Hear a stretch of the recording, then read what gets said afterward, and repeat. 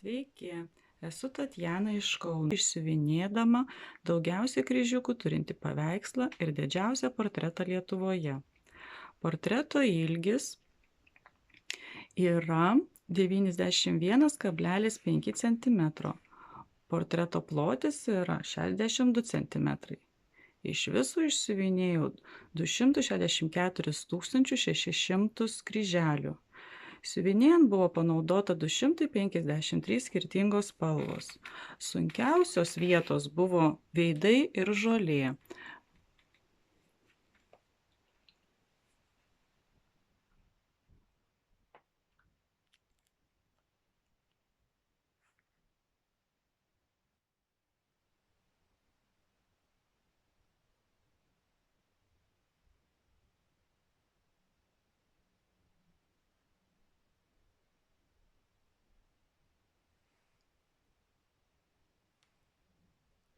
Čia buvo naudojama labai daug skirtingų atspalvių, norint pasiekti tikroviškesnį vaizdą.